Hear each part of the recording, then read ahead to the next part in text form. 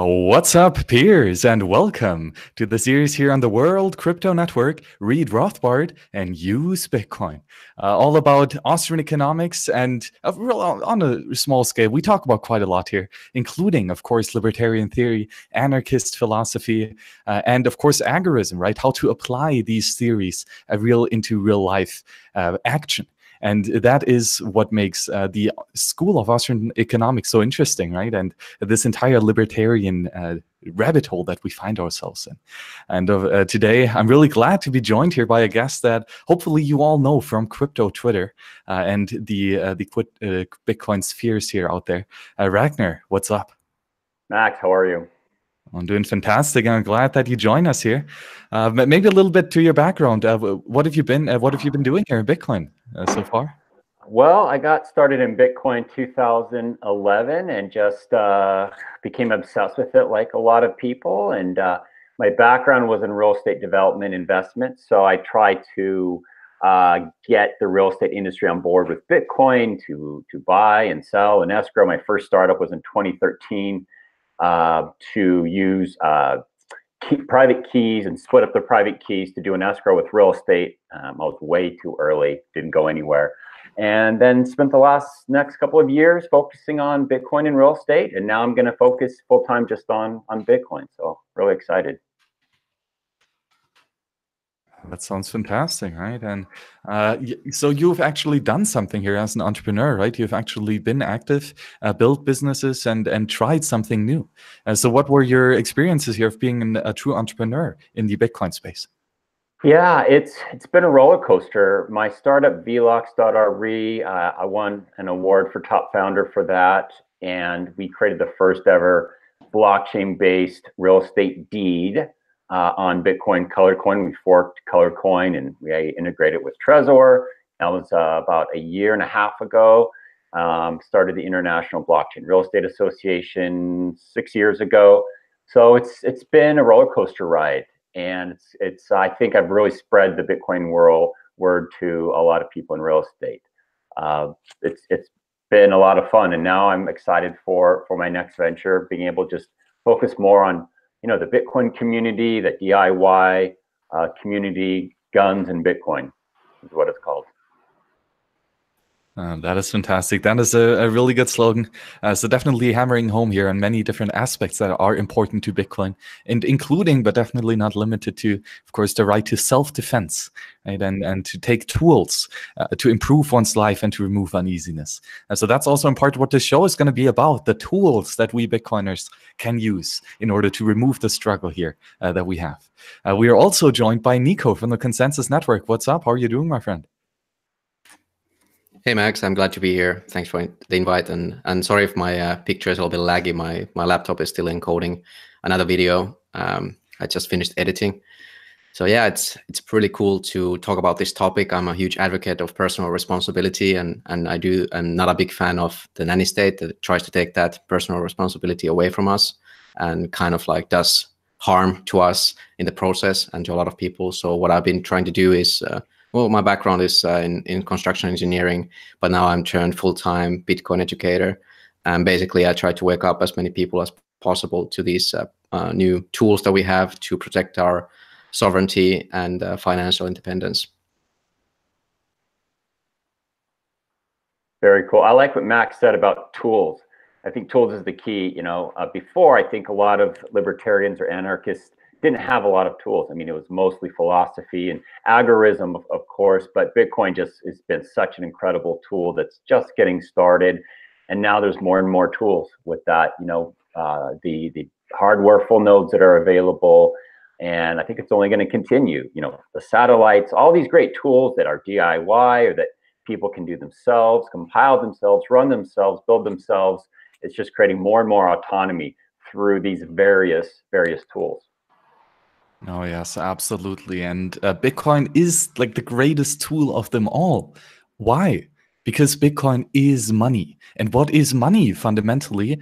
Well, it's a tool that free individuals use to remove uneasiness. And what uneasiness is that? Well, the uncertainty of the future. That is the issue, the problem that a money solves. You can hodl a currency, and then you can save your purchasing power so that in an uncertain future, you can buy, you can accumulate then afterwards in voluntary exchange direct consumption goods for your survival and for your pleasure, and invest in further production goods. So money is a fundamental tool that any entrepreneur is using. And so when we have a bad money, we have a bad economy and therefore a bad society. That's all one thing. And when we have a good money, well, we can use the good tool, and that helps us building a prosperous society. So Nico, what are your thoughts on Bitcoin being the ultimate tool in economies? Well, like I always like to say that I like to bring out that the first time in human history, we have finally a tool that enables free market, enables us to experiment what that might be. And that has always been the case, that somebody else issues the money and somebody else has been able to steal from us, either by seizing our funds or just by inflation, which is something that we are accustomed to. We are indoctrinated into to thinking that this is the normal state of affairs, when it doesn't have to be that way. And for me, it has been really eye-opening. I myself didn't know anything about economics before I got into Bitcoin, and I got into Bitcoin through technology, because I'm always been into technical side of things, and especially hardware. And I got into Bitcoin, and then I started reading about economics, and suddenly everything started making sense. Like everything I didn't understand about the economy before now makes sense. So I think it's a great tool for preserving your financial sovereignty, and also for learning, because it's a endless rabbit hole, and every day I keep learning more and more, and I keep teaching other people, and yeah, it's a really positive feedback loop. So I really think we're going to see a new kind of like a golden age of prosperity brought upon because of Bitcoin, because we finally have a tool to actually fight back for oppression. Yeah, and I would add to that, money is free speech, and money is a weapon. So we saw with Gab how they tried to censor their free speech by deplatforming them and the payment processors and the banks. So money is a great way to censor people. And then money is also a weapon. For example, in World War II, the Germans printed a bunch of British notes, and they were going to airdrop them over the UK to disrupt their economy. And I think, if I'm correct, the Japanese either did that as well, or had planned it and had printed the same notes. And then we saw what happened with Gaddafi, who wanted to go on the gold standard.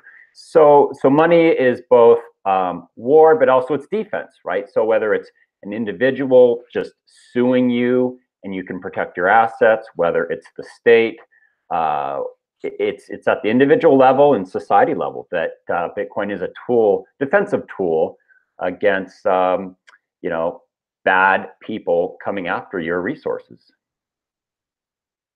Oh, yes, exactly. And then the main overarching question would be, is Bitcoin more a tool for the individual or for society at large on a macro scale? Where is it going to do the most amount of good? And I think it's both, right? We need individuals using this technology, right? Individuals are going to relieve themselves as entrepreneurs of the uncertainties of the future by using Bitcoin and by hodling it, ultimately using it as a store of value, and by individual protecting themselves against deflation or other monetary warfare tactics that are being used in many currencies all over the place, probably all of them, Bitcoin included.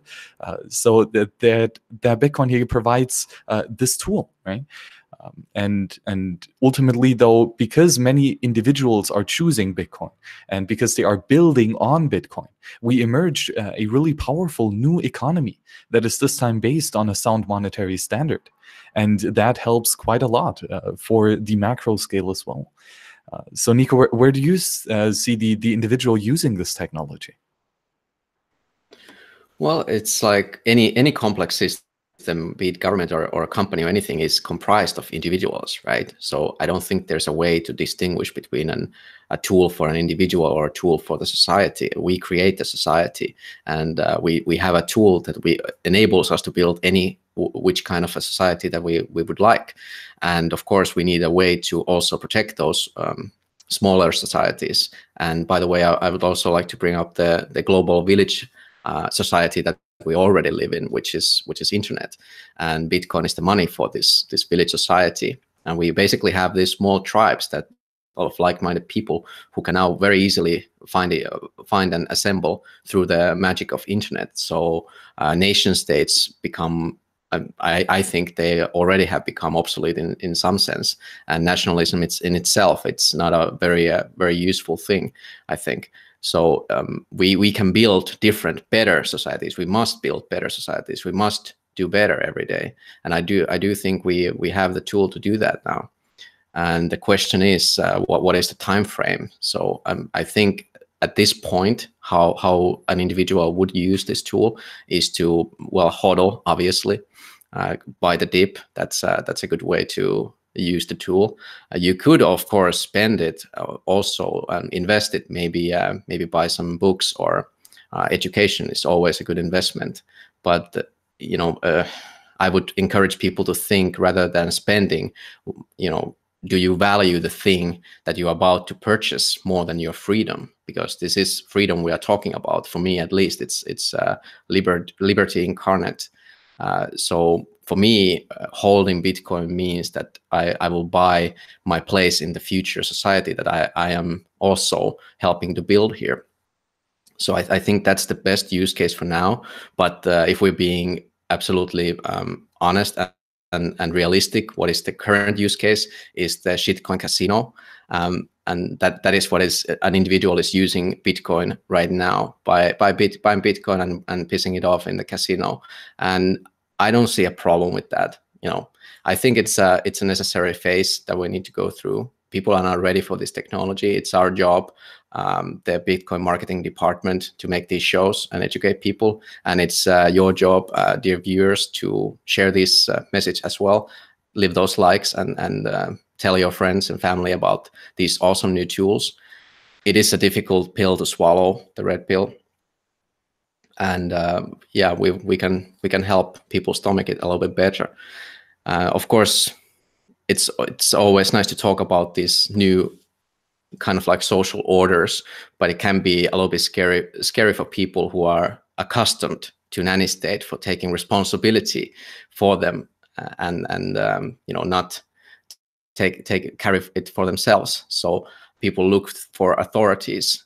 And I think there's a new kind of individual authorities rising, like channels as World Crypto Network, for example, people that the society decides to follow rather than is forced to follow. We are not born into slavery anymore necessarily, even though we might still be born as citizens, but we have a choice to opt out of the system right now. It's not easy, but it's doable. I'm doing it. I'm doing better every day. I'm upgrading my OPSEC and removing myself from the equation and building something better for the future generations, for my son and his son. Yeah, I think it's an interesting question about individual versus, society at large in terms of how they benefit from Bitcoin, which is more than the other. And I've always been a little skeptical that there will be mass adoption of Bitcoin. And I don't think it matters that much if there's mass adoption of Bitcoin. I think what matters is that it's just big enough so that individuals can use it. Of course, to buy things, it makes it more practical. But that's, I think, the focus for me, especially in the short to midterm. And I think you could look at it as both offense and defense. Defense with Bitcoin being preventing people from seizing your assets. So that could be, again, a lawsuit. It could be the state. It could be all sorts of things. But then also offense, right? If hopefully Bitcoin continues over time to increase in value, that helps you become more autonomous. It helps you move away from dependence on a job or other people. I think a big problem with the cypherpunks, and I think maybe anarchists in general, is they just haven't had money, or they haven't made money. They've been excellent philosophers and coders, but many of them, the money wasn't there. Often because they didn't choose a more practical job. They were very driven by philosophy in a way. So Bitcoin has been kind of amazing because it has created, if not wealth, at least an extra bit of money for so many people who believe in things like liberty and privacy and freedom, those traditional kind of cypherpunk values. So it's quite an amazing thing. And every day, I think that grows more and more, and it's empowering the right kind of people and giving us resources that we can then do other things with. Yeah, tricky question about mass adoption, right? On the one hand, what we truly need is mass adoption of this ideology, right? Of the idea of freedom in the mind. That is what is really powerful. And I don't believe that Bitcoin is going to solve this problem, right? People will not all of a sudden realize the importance of self-ownership, self-responsibility, and liberty, and love and prosperity. That will happen, hopefully, on a really large scale, but I don't think that will happen within 2 weeks. However, Bitcoin can still be used even by, well, statists or complete tyrants or whomever, because, well, Bitcoin doesn't care.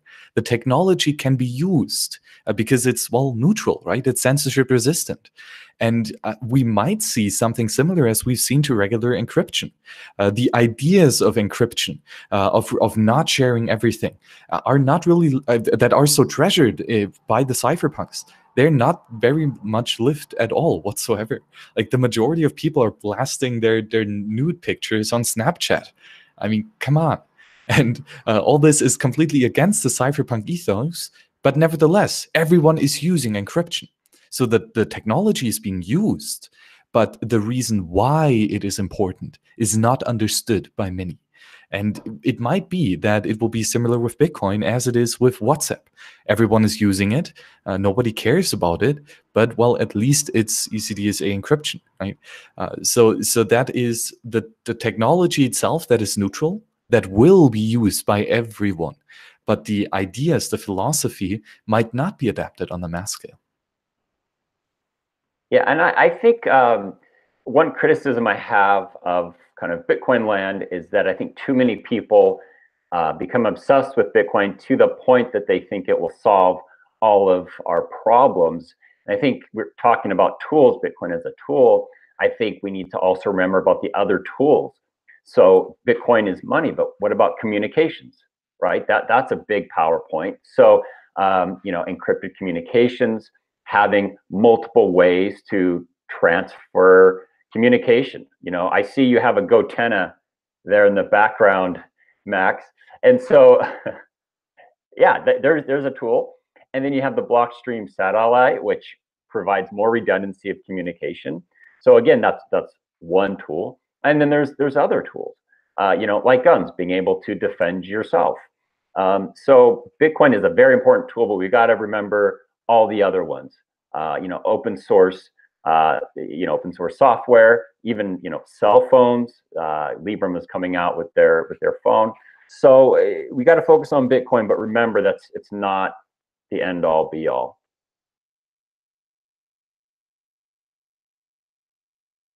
Right. Yeah, I agree with that. I don't think it can alone solve everything. However, I do think that it's a very crucial first step towards achieving more liberal life, so to speak. I used to be a pretty big on Zeitgeist back in before Bitcoin, and it kind of made me more sad on the state of affairs that was in the world, because I didn't feel like there was some actions that I could take that would make things better. So I was just feeling desperate. The more I learned about how things work in the world, it just felt like such a long shot to achieve any kind of a better society. But now, what Bitcoin has done to me and to many people is given hope. So in that, I do think that it can be a root tool to finding these other tools and to start caring about your privacy, to start caring about freedom. I used to be on Facebook. I used to share all my information pretty liberally. I just didn't give a damn. I do now. So I found through Bitcoin, I've found new hope. So I do think it's the crucial tool. It might not, as it's in itself, solve everything, of course, but for me at least it pushed me through the rabbit hole, and I just keep falling and learning these new things.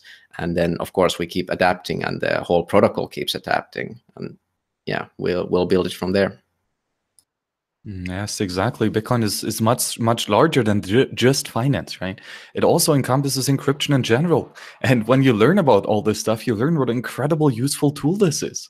So then after a while, you're just going to end up like having YubiKeys on your keychain, right? That you can easily manage your subkeys for your GPG scheme and stuff. These are really incredible and useful tools. By the way, a good guide on this coming on how to set up your PGP master key with the ledger right here. The ledger Nano S can also generate RSA signatures. So therefore you can do a long-term cold storage of your long-term master key, from which you then generate a bunch of subkeys, which you can store on YubiKeys. So stuff like this is really important and is crucial for secure encryption and or secure communication, right? Not sharing your close conversations with everyone in the world. And Bitcoin is the ultimate red pill in this way, that just with falling down this one rabbit hole, you enter a billion others. And all these privacy and self-defense techniques are included in this rabbit hole, a bunch with all the other niches that we find ourselves in here. So clearly, absolutely. And I also like how Bitcoin was this missing tool that we were missing before, right? When you go back and read something like A Lodging of Wayfaring Men by Paul Rosenberg, written in the 90s, where he talks about these cypherpunk utopias, they have like marketplaces and encrypted communication and everything, and sharing videos, sharing files, sharing non-scarce data. But what was truly missing was scarce money, was a sound money that was on the interwebs, that was in cyberspace, truly. And when you have this last piece of the puzzle that builds the foundation, only then can we actually start doing the cool stuff. And only then can we start doing the entrepreneurial tasks of providing prosperity for humankind. So the cool stuff is only yet to come, but we still have such a long way to go. Well, you bring up a good point, Max, which is it used to be, you're talking about the 90s and Lodge of Wayfaring Men, and it was just fiction, science fiction, and the cypherpunks, talked about it, but just didn't have the tools. But I mean, look at it, it's 2019, and look what we have. We've got all these hardware nodes coming out. There's multiple now. We have the Lightning Network nodes coming out. We have really, I think, good hardware. We have, like Wasabi Wallet. We have all these great ways now to improve privacy. So, I mean, it's become real. It's become concrete. It's improving. It's become actually a sustainable business model. All these tools aren't just for super geeks, super technical people that have to compile the software, solder and put together, buy the different hardware components. Now, kind of your regular people can start doing this, which is, extremely important. So it's nice to see in 2019 this plethora now of all these tools, and we'll see what else comes out with it.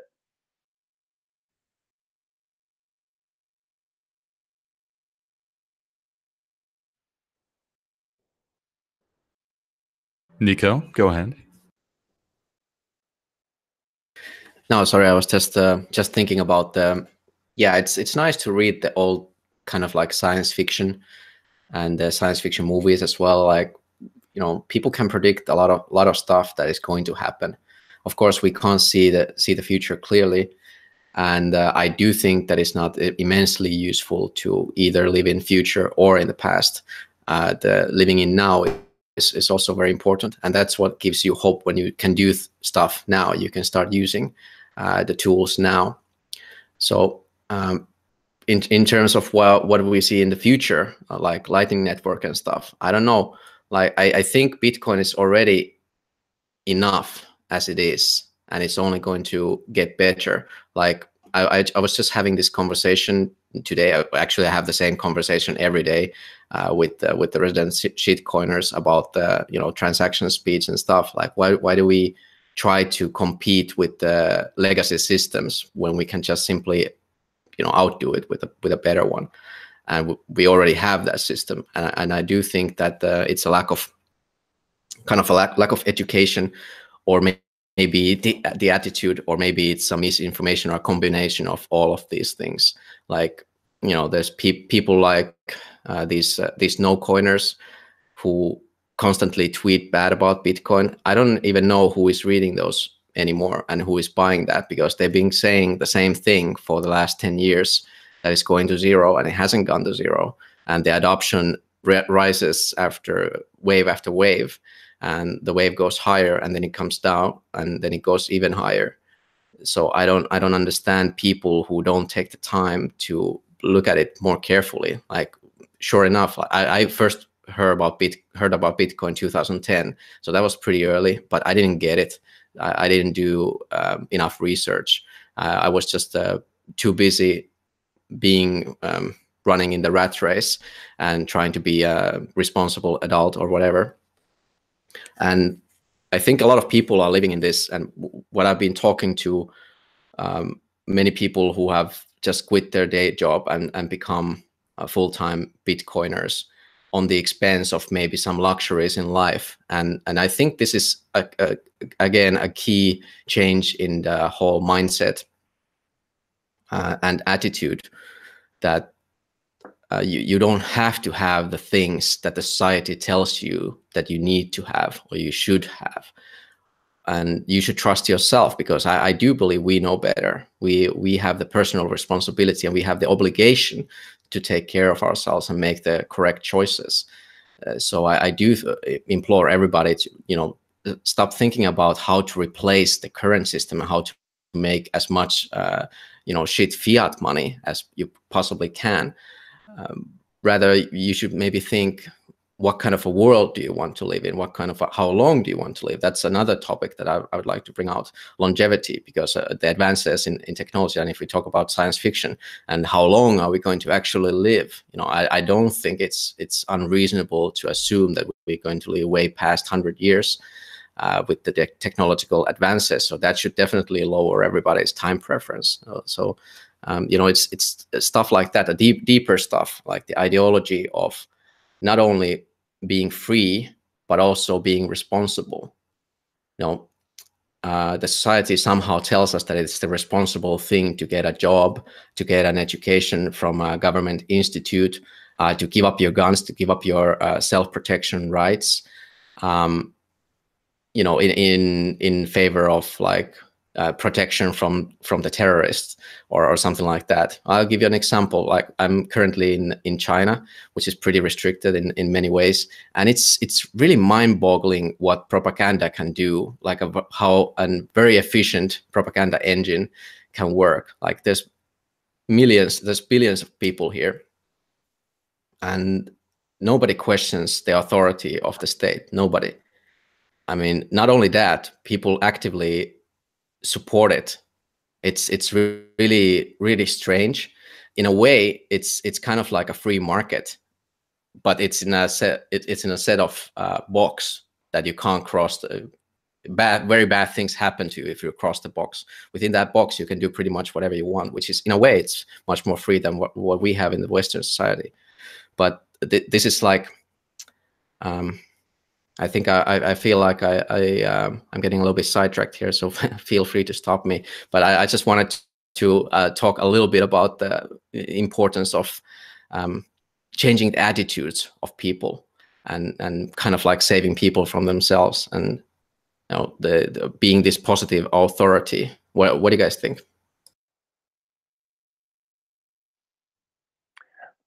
Yeah, that's very important, especially it's supposed to happen on the individual level rather than trying to do everything. And with everyone. And I think you brought up a good point in terms of, the altcoins and their criticism. I think in 2019, we could really focus. And I've almost completely ignored and muted and don't respond to a lot of people and criticisms because the proof is there, whether we're talking about block size, whether we're talking about scaling, whether we're talking about ICOs, whether we're talking about, what is the true Bitcoin, double spend attacks, how bad can they be, mining centralization, all these things that we've been, hearing criticisms and arguing about. And a lot of it we didn't really know, but I think 2019 now we do. And I think that's something when we were going through SegWit adoption and through UASF, that settled a lot of issues.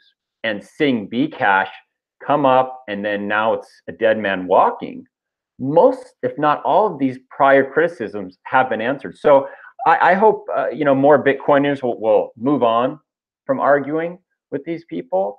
The proof is there. And I hope we all can just focus now on Bitcoin and building, like you said. And this will actually help adoption, giving more convenient tools with better UX. It's easier to use, helping people. I know, like making videos, you talked about education. So I think now the next step is for us to focus and just block everyone else out. And I think that will help. Oh, yeah, that's really always an interesting question of how can we do this procedure best? And yes, education is a big part, but all that we can do is provide information, right? And tell others. That's literally all we can do. And package this information in such a way that they can easily understand it. But understanding itself is internally.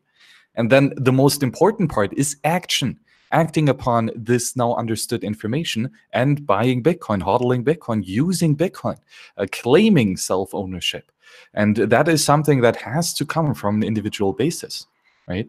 But also, as you said, we can build tools that help with that, as we can with Bitcoin, right? We can build something like the Nodl right here, right? Which is a financial battle station, so to say. It is first and foremost a Bitcoin full node, right? So you make your own rules. You verify them if someone else is breaking them. And if someone is breaking them, you kick that individual out of your own network. So you are the sovereign king, judge, jury, and executioner of your own money. And that is something quite crazy in and of itself. And a phenomenal tool, which we have never had before. A little terminal where you can change the attributes to gold and just make it so, and kick everyone out of your gold network that does not agree with the same attributes. That is crazy, right? That we did not have that before. But now with Bitcoin, we do have open source sound money. And then you build on top of that fast, instant, pretty much cheap, reliable transactions with the Lightning Network. And you have a payment mechanism on top of this financial battle station as well. Right? So that alone, let alone all the other fancy stuff that you can do with this, is crazy. Having a little plug-and-play box where you don't have to do anything else other than pushing a button and writing a password in is pretty darn fantastic. And with UX improving and just general technology evolving, it's going to be extremely easy to claim financial self-sovereignty with Bitcoin, as we did claim information self-sovereignty with tools like the internet. Yeah, and it requires focusing on building these things. And so that's why, the more we have such limited time and resources. And so in these last couple of years, as you've seen how much time and energy has been spent just arguing and trying to counter these, this FUD basically is time and resources that weren't spent on building these nodes and educational videos and so many other things. So by focusing, we're able to build those tools like, the Nodl and the Casa node and, Open Dimes and all these things. It gives us what we need, and we don't need to argue about it. Yeah, Ragnar, you bring a good point about focusing. And I do have the tendency to try to overly try to convince people. I don't do so much anymore. And I do think that, there's new people obviously coming to the scene all the time, and a lot of them go to the shitcoin route, and then they realize, oh, well, there's Bitcoin. And yeah, well, you only have to show them the door at that point. And at some point, you do have to ask, if somebody's been in the scene more than a year, let's say, and they're still a shit coiner, you gotta ask, stupid or lying. And a lot of times, it's a liar, somebody who's trying to sell you some snake oil and try to benefit you from by scamming. And those people are best blocked and cut away from your life entirely. Same with toxic trolls. I've spent my fair share of time trying to argue with trolls, and that's just like blowing out hot air. It's completely useless, waste of time. So I really appreciate that point you brought up. I wanted to ask you guys, what do you think about the Yellow Vests movement? Do you think it's something good if people are starting to wake up the current state of affairs? Well, it definitely shows that there is immense amounts of frustration here with everyone, right? And absolutely justified, because, well, 95% taxation means you are 95% a slave, which means, well, you are a slave. And that's not a good condition. And humans don't like being slaves. That's why we're human, sovereign individuals. So people are clearly pissed off, and rightfully so. But the question again is, do they understand why it is the case? And that is something that is not as easy as knowing that you are in suffering, right? Understanding the causal reasons why is the truly tricky case. And that's, again, where education is a big part of it. But when you do your homework, when you do your research, and then you realize that, well, theft and violence and aggression is the root of all this evil. And, well, therefore the government, the state is. So all these Yellow Vests trying to appeal with a protest on political change, I would say, well, you still don't really, you haven't really yet understood the true core issue. And if you cry for government to fix your issues and to fix your problems and to help you, well, ultimately you're going to end up in tyranny every single time. So although I absolutely empathize with their suffering, I would say don't protest, don't yell, don't scream, just walk away and build something better.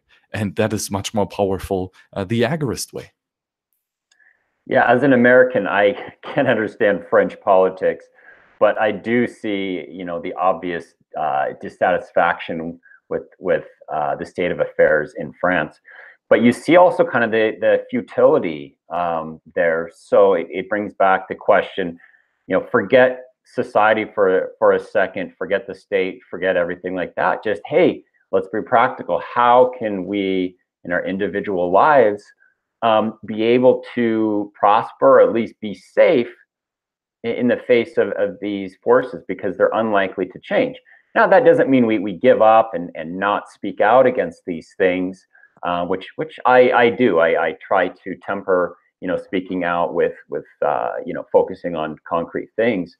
But ultimately, individuals need to try to make themselves sovereign, and that's Bitcoin is a large part of that. But there's other things, self-defense with guns. It could be just having fiat savings. It could be having, crazy things like a supply of food and water that lasts for a couple of weeks. It could be a network of friends. That's something that I think anarchists really underestimate, which is a community. The ties, whether it's your family or friends, neighbors. I think, we try to be rugged individuals, but, humans are kind of the greatest resource. And that's, I think, a criticism, anarchism, is a lack of cohesion and people working together. I like the Quakers. Quakers, in the U.S. Have a history of being their own society and being able to sustain themselves despite being persecuted. They worked together, lived together, had their rituals and traditions, and that really took their beliefs, pacifism, no one being a ruler over anyone else, and really made it sustainable. So I think that's part of what I'm going to be focusing on as well in 2019, is trying to build just, fraternity and things that generally will increase, the human ties between people who have these, these crazy ideas and these crazy Bitcoiners. Because when things get bad, what's the first thing you do is you You think about, oh, I need to talk with someone, or I need someone to help me out, or when we see a threat to even Bitcoin, we want to come together with people. So just that human community is I think something that isn't talked about ever, it seems like, at least in Bitcoin and anarchism. That is a really good point, right? And that it is fundamentally important, because we need to have these social bonds. We need to have connections with other individuals, so that we can experience this universe, this reality all together, and manifest it, right? We all take our own part in creating this universe, and having companions on our side is just a nice way of doing it. And I do think, though, that this rugged individualism leads to a very strong social cohesion on a very atomic level. So Rothbard talked a lot about that, the nuclear family, right? Having both parents at home, and the mother, of course, providing more the parental care, and the father more of the security and this aspect. So the classical Western family, he saw this as kind of the logical conclusion of having a true free society, is settling down with a small nuclear family and raising the next generation. And I don't just mean watching them grow old. I actually mean raising their consciousness, and guiding them as a parent to grow into an adult, into someone that understands what is right, what is wrong, what is truthful, and what is not. So Or we also see that then with agorism, with something like the freedom cells that Derek Rose is heavily advocating for on the Conscious Resistance Network, really good YouTube channel as well, similar to the WCN actually. And he has this concept of the freedom cells, of getting together with a local community of 8 freedom fighters who want to manifest a liberty in your local community, and getting together peers of different skill set and different values and preferences, so that you can collaborate and share a small, tiny, kind of like a microverse within the larger economy of it in itself. And then having the strong background, a strong network of peers, which again is what Bitcoin is built upon. That gives you the resiliency, even in adversarial situation, even in black swan events, that you can handle the uncertainty of a eventful world. And that is why I would say that this nuclear family, the strong social bond, are still represented in this philosophy. Yeah, I do agree that walking away is much stronger message than rioting on the streets. However, like Ragnar said, this content is pretty obvious. I do hope that it spurs some constructive disagreement as well, and not just basically what is I see is complaining, this kind of like active protesting. It is kind of legitimizing the rule of the government, because you are trying to make a change to telling them like, hey, you're not supposed to do that, you should do this way, and you're trying to change a rotten system from within, which is never going to work.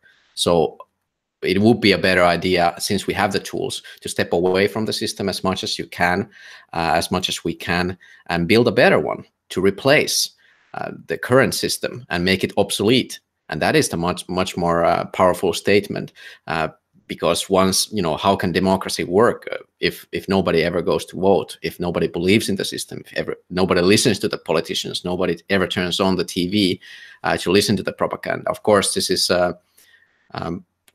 pretty ideal, because people are easily manipulated, and people are also easily manipulated by their peers through peer pressure. So yeah, for example, like there's these social credit systems, which is pretty bad in China. Whistleblowing on your neighbor, basically, and doing the dirty work for the government. It's pretty disgusting, really. So things like this are going on. So we really need to be careful on also who we associate with, and also how to conduct ourselves. And I really like that term, rugged individualism. And of course, the nuclear family is very important. I found much more happiness once I gave up my day job, and I'm pretty much home all the time that I can with my family, and teaching my son everything I know.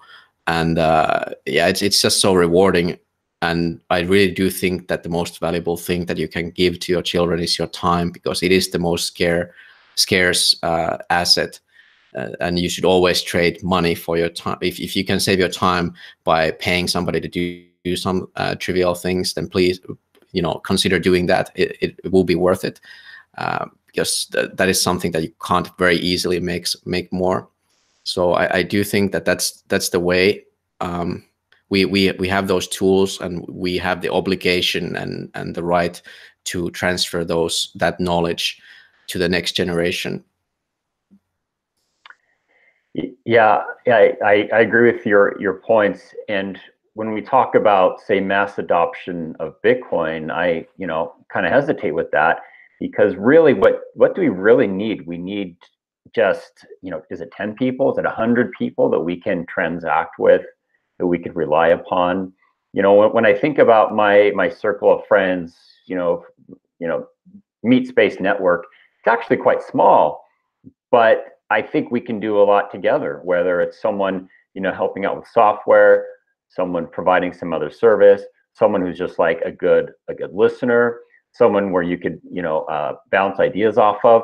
I think the Dunbar number is like, what, 150? And so you don't need mass adoption. You don't need, things on that scale. What we really need is, I think what was the term? It's something, Max, about the mini communities. That's exactly it. And even those ones can, the idea of a parallel society, because people like us are always going to be in the minority. We're probably going to be at most 1% of the population. And so it's interesting to look at different societies and how they've been able to thrive, even when they're sort of, not liked or even persecuted. Like I bring up the example of the Quakers.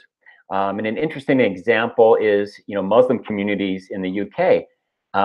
They are pretty left alone, even though they often break several laws.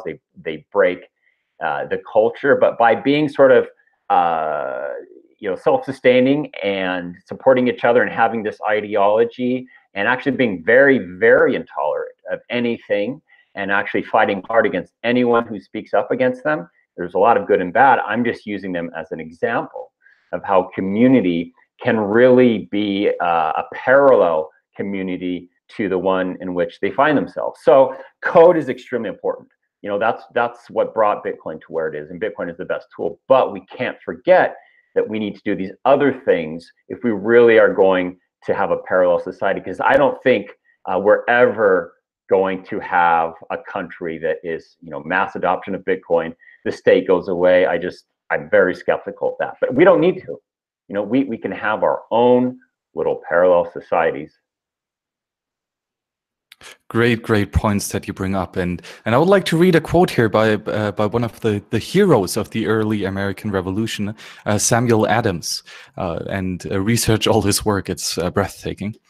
It does not take a majority to prevail, but rather an irate, tireless minority, keen on setting brushfires of freedom in the minds of men. And I do believe that this quote fits perfectly here. We do not need hyper adoption. We do not need everyone knowing and caring about Bitcoin. What we need is the irate, tireless 3%er minority of non-apologetic, toxic Bitcoin maximalist toddlers.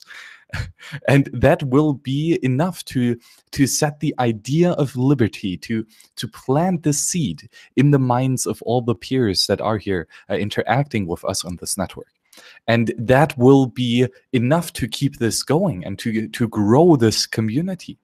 And from then there on out, it grows as this anti-fragile system into something as we see now, the society of the internet, right? But that is what I would argue a good path also for Bitcoin is realizing that we do not really need to onboard everyone all at once. We need to build shit and tell people what we've done and offer them help in using these tools. And when we have a dedicated group of individuals pushing for these changes, then we can manifest beautiful changes into action. And just on going further on a micro scale here in Bitcoin itself, what is so above, so below, right? We see that even with something like SegWit, there was a minority, I would say, of dedicated individuals who were pushing incredibly hard and doing enormous amounts of work of coming up with this idea, writing the code, writing or testing it, implementing this consensus critical piece of software onto the flying Bitcoin airplane machine, and it worked, right? And we had like dedicated people also educating peers on why this is important, and ultimately this small minority changed consensus, and it improved consensus with segregated witness, right? Yes, it was not a contentious change, but nevertheless, the true power here came from individuals like Luke Dash Jr., like Eric Lombroso, or like Peter Woolley, or other amazing people who do all this work here in Bitcoin. And they can push this forward and make Bitcoin manifest into reality. Yeah, that's a great quote from Samuel Adams.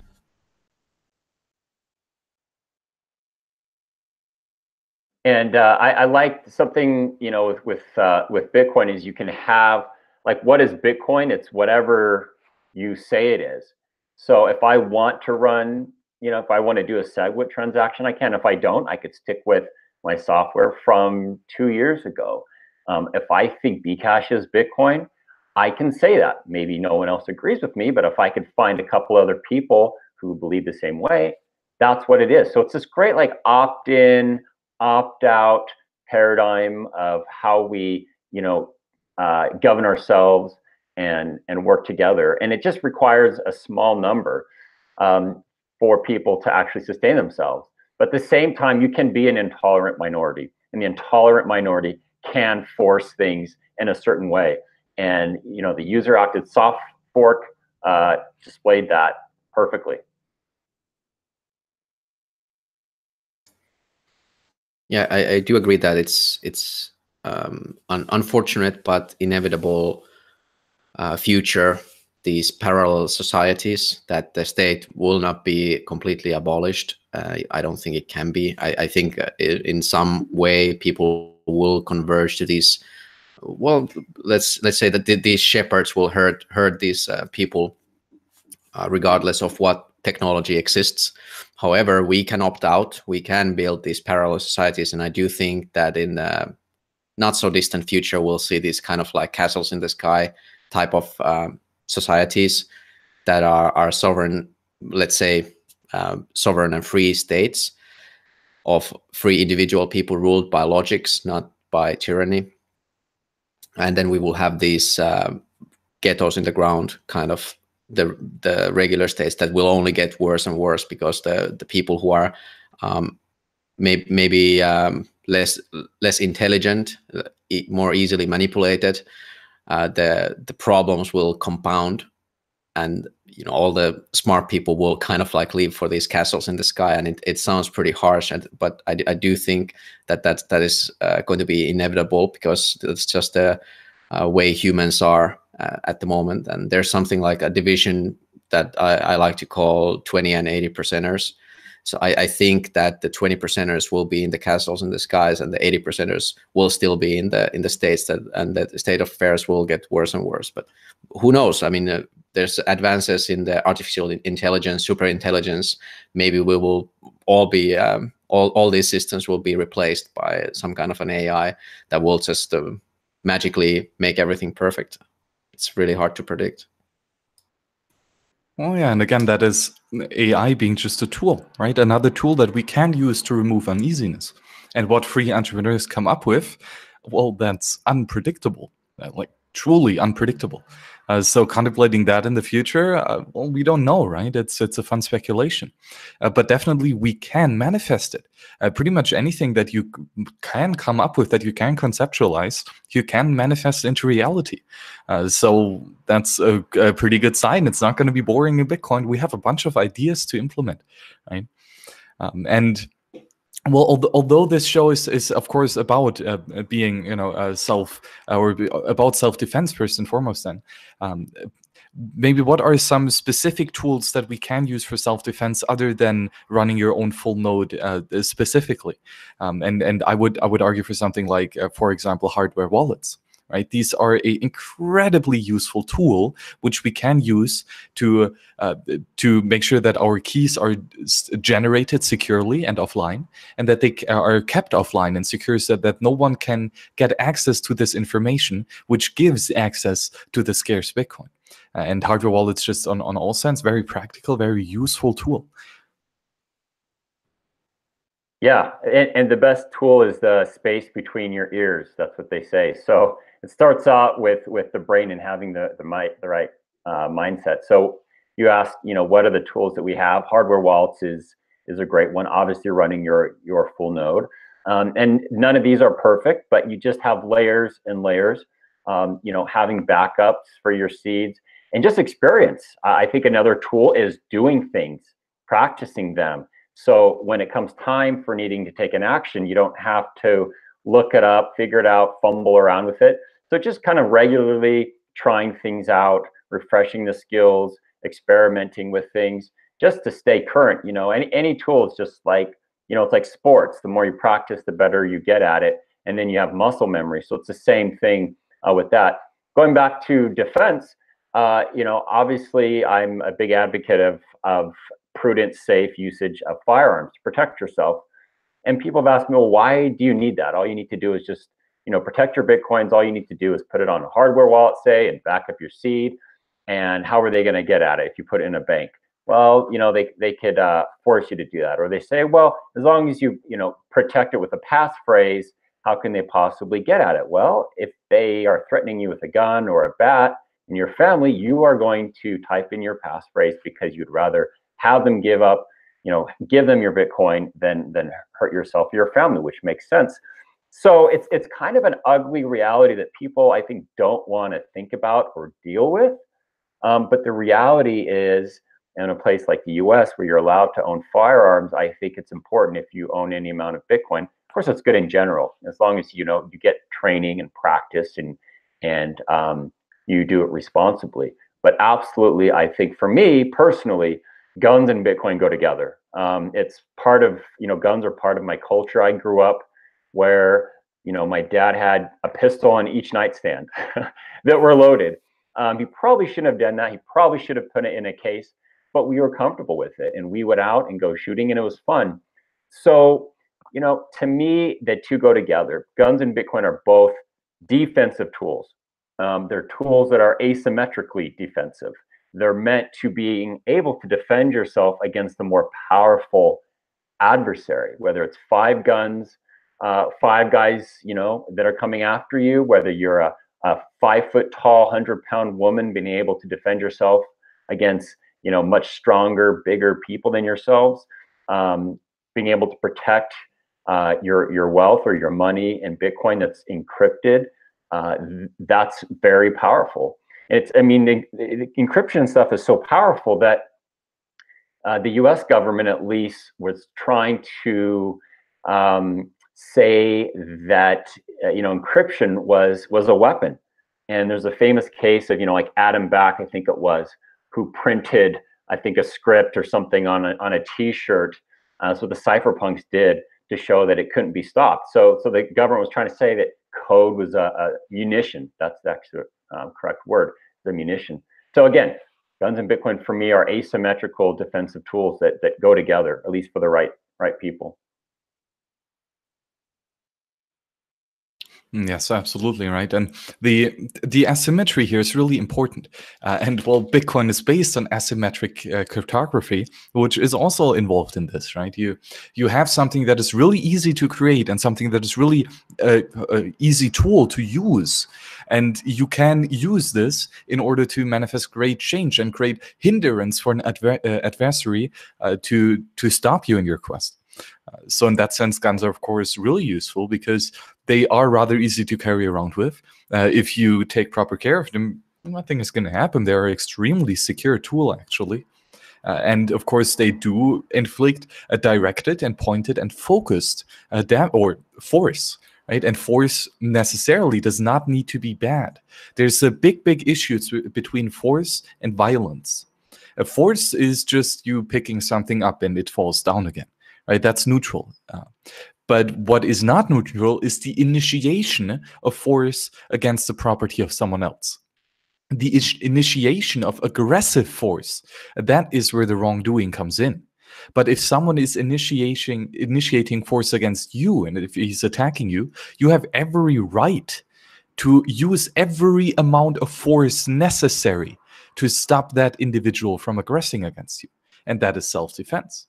And a gun is perfect for that because it is focused force. And that can be perfectly used in a case of self-defense because it allows you to apply this pressure of force directly where it inflicts the most amount of force to stop that aggression, but not enough to overdo it. Right? You're not going to throw a nuke at someone who is attacking you with a knife. That would be stupid. But you can put a bullet into his kneecap, right, and disable him so that he can no longer run after you. Yeah, I really like the asymmetrical tools and asymmetrical self-defense tools, to be specific. I do think that we should all learn violence, not because we want to use it, but because somebody else might. And I'm a big advocate of martial arts. I used to do karate. I don't do so much anymore. What it gave to me is like physical health and then confidence. And of course, it's not asymmetrical. So if you have multiple adversaries or a bigger guy against you, it's very likely that you're going to get beaten. So it's always better to run away. So in that sense, of course, gun is better. But I would still argue that also everybody should learn a little bit of martial arts, at least how to maybe some wrestling, maybe some boxing, just how to handle your body in a situation like that, and teach in karate, the philosophy is to do as little as possible to end the situation. Like you said, Max, use all the force to stop them, but that's it. You don't go overboard. You just simply stop them from aggressing against you anymore, and then you run away. You remove yourself from the equation. So yeah, that's I'm not obviously an advocate of violence, but I am an advocate of self-defense, and we have not only right but obligation to defend ourselves, and not necessarily outsource that to the state, which doesn't have our best interest in their mind. And I think there's this really interesting project called the Ghost Gunner. I don't know if you guys know that. It's like this CNC milling machine, basically for a bedroom, that you can plug into a USB and make boxes for like some rifles without any serial numbers. I think it's project by Cody Wilson, if I remember his name correctly. It's a pretty awesome project. I think that's like something exactly that we can use, a very useful tool against the state, because they will never know who has kind of their private arsenal, because it's not in any kind of books. So I think that's just a deterrent of not even trying to come and get it. So what do you guys think about that? Yeah, that's my hat. This patch is from Defense Distributed. So when you buy the patch, it's $10, and that goes to help their legal defense fund. So yeah, great points. That's exactly what it is. And it goes back to self-reliance. So if you can 3D print your own gun, which is actually harder than a lot of people think, you're not reliant on a third party. And now, like you said, because they're not serial numbers, which is legal in most states in the US, not all of them. Some states don't allow you to do this, but most, you have that asymmetrical defense. And it goes back to software being free speech, software being a tool. So now we have software becoming a gun potentially.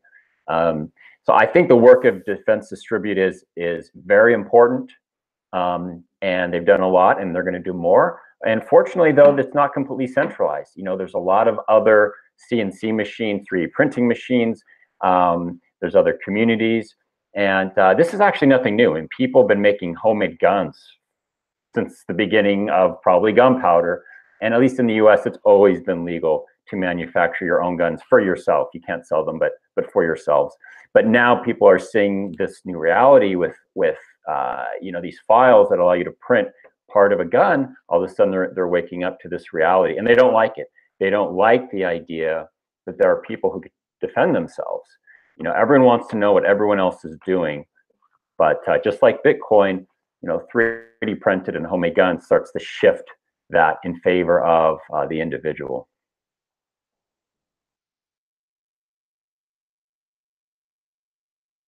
Oh yes, great call here on both sides. And Nico, you brought up that you cannot put this responsibility of defending yourself off to someone else, and I think that is as a crucial point that that quite took me back once I understood this. Is that you do not have the right to not defend yourself. This is not your right to do. Not act in a case where someone is harming you is not your right, because that implies that you can give something away that is not yours to give. Your sovereignty, your freedom, your humanness is not, it was not given to you by yourself, and you cannot give it away. This is inherent in creation and in nature's law and in God, or however you want to call this.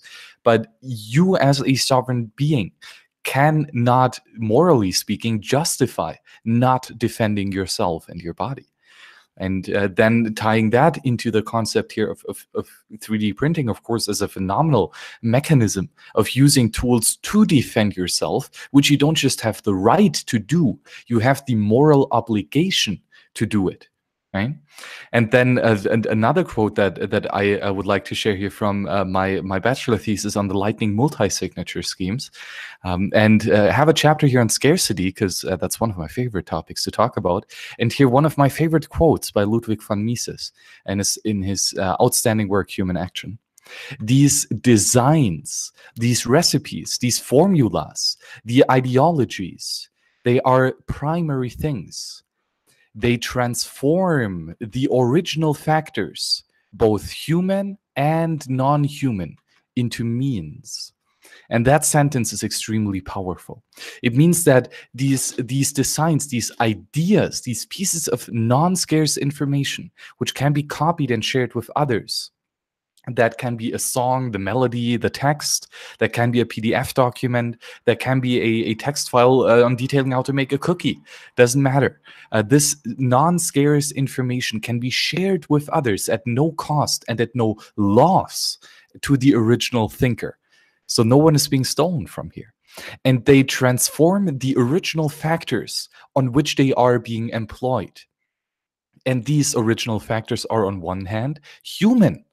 Information changes who you are, because you take in information, you process it internally, and then you output it, quite like a computer.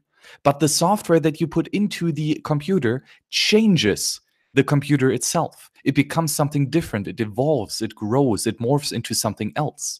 So these free non-scarce goods are changing you as a factor of reduction. And of course, non-human, right? When we have the idea of making an apple cake and we put all these things together and we have this recipe, the outcome of the recipe is something different than the inputs that were put into it. Right? So we advance the production scale.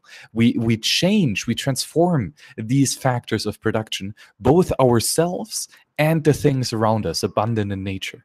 And that is quite beautiful and stellar to realize.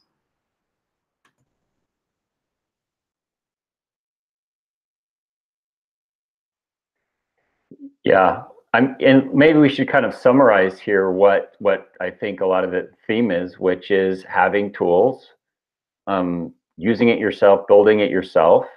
And I like what you said about the obligation actually to protect yourself. I think it's odd that people don't think we have the right to defend yourself, and you can't have any other right or prosperity or freedom if you're dead.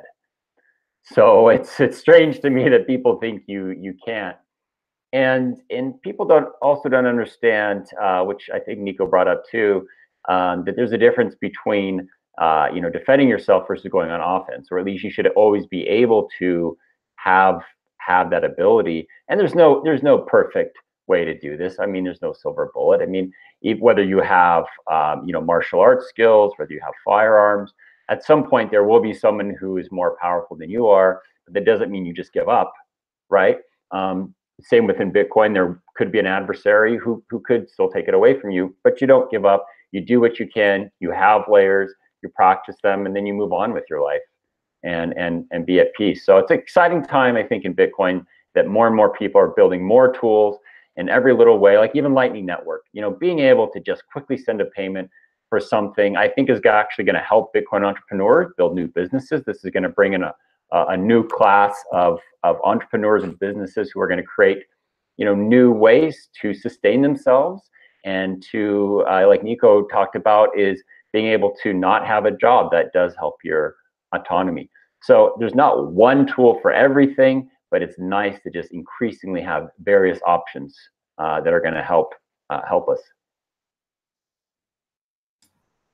Yeah, and I like to bring out bullying. I was pretty heavily bullied in school, and what I learned is that, you know, no matter how big the bully is, they might be able to kick your ass, but if you fight back, if you hit back, the bully will take a step back and they will reconsider their actions. They will consider next time, are they going to bully you, or are they going to maybe do something more productive with their day? So I do think it's a very important to make a stand, take a stand, and send a message and fight back, that we will not be bullied and we will not be pushed around. And I'm going to say that, you know, we should consider what is right, not what is legal. Of course, I'm not saying that, you know, go and break the law, but, you know, people tend to focus on this is illegal, this is banned. You know, you can't stop criminals by banning anything. I think this is clear. This should be clear to everybody, that banning anything like guns or alcohol or anything will just hinder the regular people. It will not stop the criminals from acting. It will not stop the evil man. What stops an evil man? A good man. So what we should do is focus on building up these good men and let them stand up for the society. Yes, great call. And you know, these tools increase the opportunity cost of an attacker, right? Just like Bitcoin proof of work mining does. It is much more expensive now for an attacker to take out a successful attack. And this means that he could employ these resources in a different way. Not in wasting them on attacking you, but actually on being productive and building something, right? The economic means, not the political.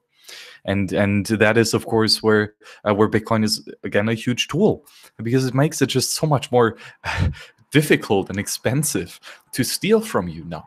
And that's quite nice. And the ultimate goal of this, as Ragnar said, to get on with your life. Because, I mean, money is damn important, and without it, it's a complete chaos and tyranny. But when we have a functioning money, we don't think much about the money at all, because it's not the thing that we desire, right? It's not the ultimate end goal. What we desire is the gratification of our real desires, and that we can do with consumption, right? So ultimately, we save money so that we can produce something, that we can build something, so we can ultimately eat that thing that we have built, or live within that thing, or so, or whatever. So you cannot eat a gold coin, you cannot live under a gold coin, but you can use this to organize the production of these consumption goods that you ultimately crave. So Bitcoin, in that sense, is a tool, and when it functions well, perfect. You're going to have abundance, and all the desires can be fulfilled by entrepreneurs on the free market and with voluntary exchange. But when you do not have this tool, only then do you realize it, and only then do you need to worry about it. When you have a ground, good, sound base money, you can build the cathedrals and massive works of arts and massive entrepreneurial tasks and innovative tasks. That is what a money allows you to do. It allows you to shift time away from worrying about the uneasiness of the uncertain future, and it gives you more time and more energy and attention, the ultimate currency of the universe, to build something that is truly productive. Yeah, ultimately, we're trying to build a society. We're trying to build a family, and it's a hierarchy of needs. You've got to be able to first have safe shelter, then food, and you go up the pyramid. And Bitcoin and self-defense is at the base layer of that pyramid. And it's not for paranoid people. It's not for crazy people. It's to allow you to get on with your life, have peace, and prosper. That's ultimately what we care about. Bitcoin isn't a god. It's not the goal itself. It's just a means to an end, individually and in society-wide. So it's good to keep perspective. I also like to bring out a comment from the chat. JH said that old school skills like hunting and fishing and gardening, keeping goats and chickens and martial arts should also be emphasized. And I do agree. Personally, I've been trying to step away from the kind of like staying in the internet all the time and being dependent on these tools that are also sometimes very useful for example, navigation, or in Googling something, finding out dictionary, these kind of things. However, they do make us also a little bit fragile, because once the internet is down, and I do believe that there is a possibility that it will be, there's a likelihood that it will be down. And what are you going to do? Where are you going? How are you going to conduct yourself? Once I gave up my smartphone, at first I was literally lost. It took me a long time to actually find my bearings, but I did find it, and I felt the freedom that I felt maybe last time when I was a teenager or a kid, exploring the world and not knowing and ending up in places that are exciting. And I think it can be much more fulfilling that way as well. And you learn a useful skill to, read a map, for example, talk to people, ask for help, and that way interact with the actual real world. Oh yes, absolutely. This has been a great conversation, Piers. Really was fun chatting with you both about the guns and Bitcoin. Well, the tools that we have at our disposal to make sure that we can defend ourselves and ultimately get on with our lives and do something that is truly productive and that builds prosperity, not for us, but for the 7 generations to come. So thank you very much to both Ragnar and Nico here for coming on, and of course to you, all the listeners here hanging out there in the chat and joining the conversation. That is, as always, delightful. Thank you also, of course, for all those Tallycoin supporters and those that smash the likes. But Ragnar, any last words from you? Where can people find you? What are you up to lately? And what is your review of the chat? Okay, well, thanks for having me on here with you guys. It's been, I think, a really fun conversation. So people can find me obviously on Twitter. I'm at Ragnarly, and then my new project is Guns and Bitcoin. So it's at Guns and Bitcoin, just like Guns and Roses. Still sort of in stealth, but hopefully we'll have our first products out here in the first quarter of this year. Awesome. Well, thank you very much, Ragnar, for joining us here. And Nico, how about you? What have you been up to lately, and where can the peers find you? Yeah, thank you, gentlemen. It was always a pleasure, and I really enjoyed the conversation as well. Yeah, I'm trying to be more active on Twitter. You can find me at Omnifin, N at the end. I just started a new company called Consensus Network, consensus.network. The website is still under construction. But you can find a lot of videos on YouTube already, and it started off as a Finnish Cryptocurrency Association that I'm the chairman of for the past year now, and this is kind of like my spin-off from there. I intend to keep doing this full time, and actually I just today sent an email to about translating the Bitcoin standard by Saifedi and Amos in Finnish, and we are looking at other languages as well. And I will become a publisher as well through Consensus Network. So maybe look forward to that. Hopefully I can get the web shop up and running soon. That is fantastic, and absolutely, Piers. The Consensus Network, and just one special shout out here to Nico's talk here, the Starfish and Spider organizations. A phenomenal conversation, or talk was just Nico on stage. And Piers, thank you very much here for joining this conversation. We talked quite about a lot. Had here the nice little quotes from Samuel Adams, and of course here from Ludwig van Mises. Check out the GitHub repository here for my bachelor thesis on how to do Lightning Network multi-sig. I have no clue how to make it happen, but it sure sounds fun. Thanks to all the peers that donate here to the Tallycoin fundraiser. If you like these daily videos and if you would like to see more, you can get early access to some of them down there, thanks to Tallycoin, also with Lightning. That is phenomenal. Oh, sorry there. And yeah, Piers, use the tools that we have at your disposal. Use something like the Nodl, use something like the ColdCard, use something like Wasabi, like Bisq, like all the other beautiful open source software that is at your disposal, and make sure that you are safe out there and that you have enough fiat so that you can buy yourself some Bitcoin. Bye-bye.